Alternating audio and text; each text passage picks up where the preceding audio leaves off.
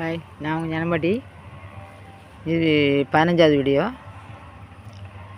உடனே எங்கள் பாட்டி எங்கள் ஆச்சி வந்து அப்படி சொன்ன உடனே பார்த்துக்கிடுங்க ஐயா, அவளுக்கு பொம்பளை பிள்ளை பிறந்திருக்கு, அவள் கையால் எனக்கு பால் ஊற்றுங்க, நான் என் ஜீவன் போயிடும், என்னை அப்படியே கடையில் போட்டுறாதீங்க ஐயா அப்படி இப்படின்னு சொல்லியிருக்கும் போல். சொன்ன உடனே அது எப்படி குழந்த பிறந்திருக்கும், குழந்த பிறந்தா ஆள் விட்ருப்பாங்களே அப்படின்னு சொல்லிட்டு எங்கள் தாத்தா மாதிரி எல்லோரும், அதாவது எங்கள் ஆச்சியோட தம்பிமார் எல்லோரும் கிளம்பிட்டாங்களாம். எங்கள் அம்மா இருந்த ஊருக்கு கிளம்பி பார்த்து வருவோம் அப்படின்னு சொல்லிட்டு இங்கே போகிறதுக்குள்ளே எங்கள் ஆச்சிக்கு அப்படி சுயநினைவு இல்லாமல் ஒரு மாதிரி தவங்கிட்டாங்க, ரொம்ப தவங்கிட்டாங்களாம். தவங்கின உடனே நிறைய அங்கே போயிருக்காவோ, அங்கே போய் பார்த்துருக்காவோ. அதே மாதிரி எங்கள் அம்மாவுக்கு குழந்த பிறந்து 1 மணி நேரம் கூட தான் இருக்குமா. எல்லாருக்குமே ஆச்சரியமாக இருந்துச்சு, அது எப்படி அவள் அங்கே கிடக்கா, இங்கே எப்படி சொன்னா அப்படின்ட்டு. உடனே பார்த்துருக்காவ, பார்த்துட்டு நிறைய வந்து இங்கே வந்திருக்காவ, இங்கே வந்து சொல்லிட்டு போக போல், இப்படி குழந்த பிறந்திருக்கு, பொம்பளை பிள்ளை பிறந்திருக்கு அப்படி இப்படின்னு சொல்லி போக போல். அப்போ சொன்னதும் அதுக்கு அங்கே பிறந்ததும் கரெக்டாக இருக்கே அப்படின்னு சொல்லிட்டு பிறகு பால் ஊற்ற சொன்னால, அதனால் நீங்கள் பிள்ளையை போய் கூட்டிகிட்டு வாங்க அப்படின்னு சொல்லியிருக்காங்க. உடனே சரின்ட்டு அன்றைக்கி குழந்த பிறந்திருக்கு, மறுநாள் காலையில் கிளம்பிட்டாங்களாம். காலையிலே கிளம்புனா எங்கள் ஆச்சிக்கு வந்து சும்மா கண்ணை முடிச்சு பறக்க தான் பார்க்க தான், யார்கிட்டையும் பேச முடியலையாம். அப்படி கிடக்குதான், அப்படியே கிடந்து தேடுதான் யாரையும். அந்தால இனிமேல் நம்ம போய் கூட்டு வந்துடும் அப்படின்னு சொல்லி, அப்போ அந்த வில்வண்டி தானே உண்டு, அந்த வில்வண்டியை கூட்டிகிட்டு நிறைய போயிருக்காவ.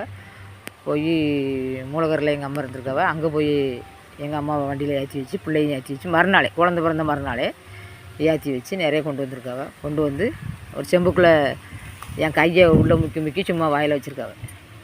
சின்ன பிள்ளை தானே, பிறந்த மறுநாள் 3 சொட்டு பழம் தான் வச்சாவலாம், வச்சு அடக்கம் உயிர் போயிட்டான். ஐயோ குட்டியை பண்ணி அழுதுருக்காவ. அதில் இருந்து நான் வந்து பாட்டி தின்ட்டேன்ட்டு என்ன பேசுவேன், நீ பாட்டி தின்ட்டா அப்படின்பா எங்கள் அம்மா. திடீர்னு ஏதாவது நான் ஒரு சேட்டையோ எங்கேயாவது சொல்லி கேட்காம போய் குளத்துல போய் குளிக்க போயிட்டேன்னா ரொம்ப நேரம் கடந்து குளிப்பேன். குளித்தாலும் கண்ணு வெளி தள்ளுற மாதிரி கடந்து குளிப்பேன். அப்படி குளித்தேன்னா எங்கள் அம்மா விளக்கமாக தூக்கிட்டு வருவாங்க, வந்து பிடிச்சி விளாசிட்டு வைவா பாதவத்தி. அநியாயமாக என் அம்மையை கொண்டுட்டா, என் அம்மையை திட்டுட்டா, சின்னவ தானே நீ, ஓடு, இன்னும் எவனை தங்குறதுக்கு இங்கே வந்து குளத்துல கடந்து மலர்ந்துட்டாக்கா, நீ ஜாவ போறியா அப்படின்ட்டு அடிப்பா. அப்படி ரொம்பவும் பேசியிருக்கா என்ன எங்கள் அம்மையை வச்சு, அம்மையோட ஆதங்கத்தை வச்சு என்ன பேசுவாள். நான் ஒரு நேரம் கேட்டேன், போயேன் அம்மையை மட்டுமா தின்னுருக்கேன், உன்னையும் சேர்த்துக்கணும் அப்படி இப்படின்னு சொல்லிட்டு என்ன அடிப்பட்ட காலத்தில் கோவத்தில் ஏதாவது பேசுவேன். பேசினா தும்பா நீ எல்லாத்தையும் திரும்பிடுவோம் அப்படின்னு சொல்லிட்டு வைவா. அப்படி அது ஒரு இது. அதே மாதிரி எங்கள் அண்ணனுக்கு வந்து அது 47 வயசு 48 வயசு இருக்கும். எங்கள் அண்ணனுக்கு கல்யாணம் முடியும் போது என் அண்ணன் வந்து பம்பாயில் இருந்தான், ரொம்ப வருஷம் காணாமல் போயிட்டான், ஒரு 10 வருஷம்ட்ட காணாமல் போயிட்டான். எங்கள் அண்ணன் இல்லை அப்படின்னு நினச்சிட்டு இருந்தோம். எங்கள் அண்ணன் இறந்து போனான் உங்களுக்கு அப்படின்னா லெட்ரு போடுவோம், ஒரு மாதத்துக்கு ஒருக்கா லெட்ரு போடுவோம். அந்த போகிற லெட்ரு திரும்பி வராது, ரிட்டன் வராது. ஆனால் அவன் பதில் போட மாட்டான். 10 வருஷமாக அப்படி இருந்துட்டான்.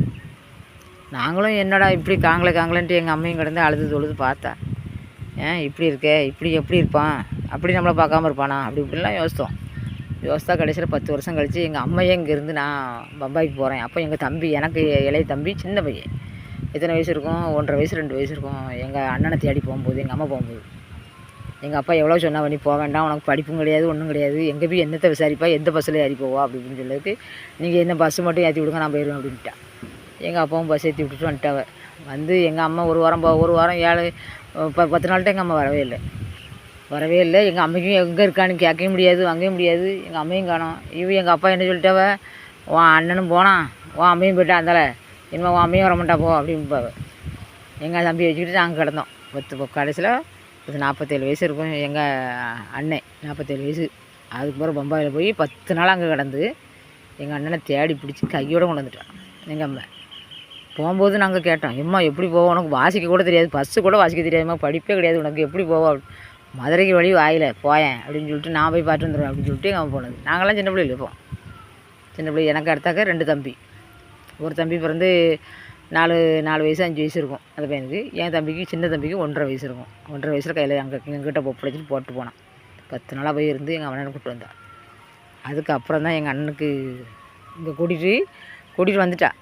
கூட்டிகிட்டு வந்து இனிமேல் இவனுக்கு கல்யாணம் பண்ணாமல் வைக்கக்கூடாது அப்படின்னு சொல்லி இவன் என்ன பண்ணிட்டா, நிறைய கல்யாணம் பண்ணணும் அப்படின்னு சொல்லி பொண்ணு பார்த்தோம்.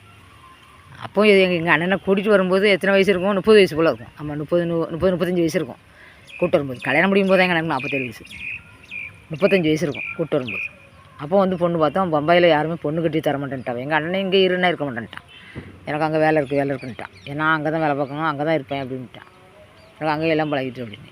கடைசியில் அதுக்கப்புறம் திரும்ப ஒரு மாதம் போல் இருந்தான். அப்புறம் திரும்ப போயிட்டான்.